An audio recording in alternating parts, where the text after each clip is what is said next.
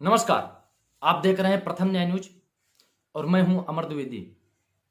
इस समय पर हम बात करेंगे सोनबरसा पंचायत की, जहां पर अवैध उत्खनन का मामला लगातार सामने आया है।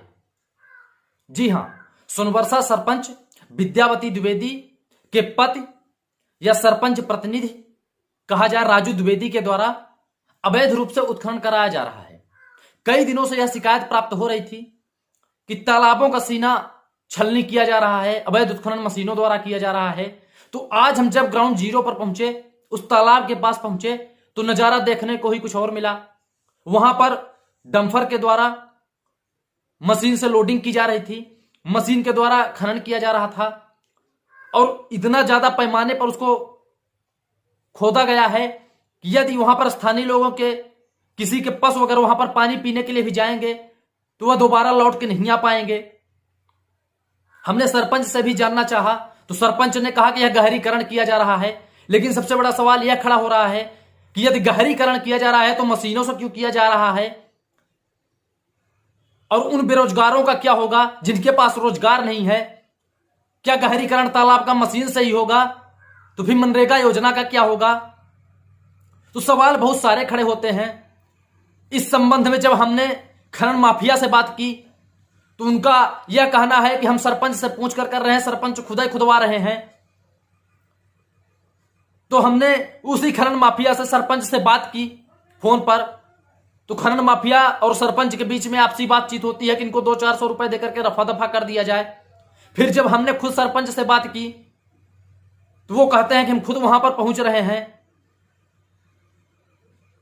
तो सबसे बड़ा सवाल यह खड़ा होता है कि सोनबरसा पंचायत में और कई ऐसे तालाब हैं जिनके द्वारा गहरीकरण कर दिया गया है, गहरीकरण के नाम पर मशीनों से।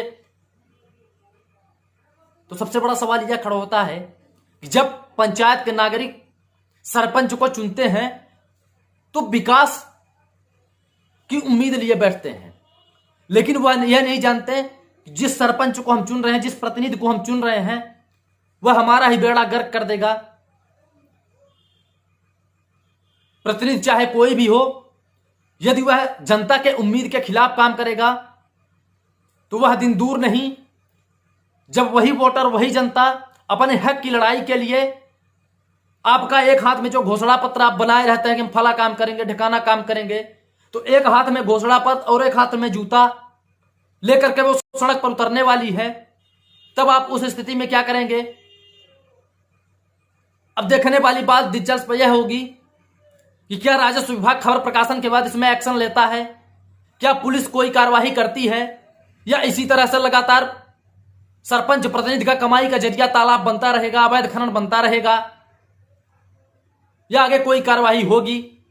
आइए हम आपको सुनाते हैं कि पंचायत सरपंच प्रतिनिधि ने, सोनबरसा पंचायत सरपंच प्रतिनिधि राजू द्विवेदी के द्वारा खनन माफिया के बीच में और हमारे बीच में जो बातचीत हुई उसका हम कुछ अंश आपको सुनाते हैं। और फिर क्या कहा खुद सरपंच ने, क्या कहा वहां के सचिव ने, सचिव अविनाश चतुर्वेदी भी हैं, उनका भी हम पक्ष जानेंगे। तो आप बने रहिए प्रथम न्याय न्यूज के साथ और सुनिए पूरा बयान। धन्यवाद।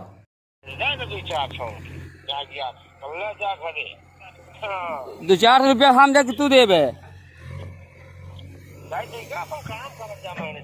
हाँ तो बात हेलो, अब यह मैनेज करबा यहाँ खाई करे दिला है, तू मैनेज के बात कर रहा है। नहीं अगवा थोक जाना धक्का है वह वाला बगरवा खलबाव उठेबा ओके।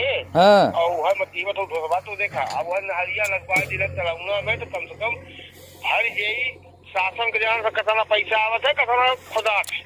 हमारे कहबे का मतलब कि जौन मेरी ई खुदाई है, जौन मेरी बड़ा तालाब खुदाई है, तो केहू के गोरू हमें घुसी तो का बची ही ई बताब। चला हम आई लहे उठे। हाँ, आई लहे अब बल्लू हमारे गाड़ी की नजारा से उड़ा दे, बाकी सरपंच बात कर रहे हैं। ग्राम पंचायत क्षेत्र सोनबरसा में तालाबों में अवैध रूप से उत्खनन का मामला सामने आया है प्रकाश में। जो जसवी में रात में उत्खनन किया जाता है वहां पर स्थानीय लोगों द्वारा इसका विरोध किया गया है।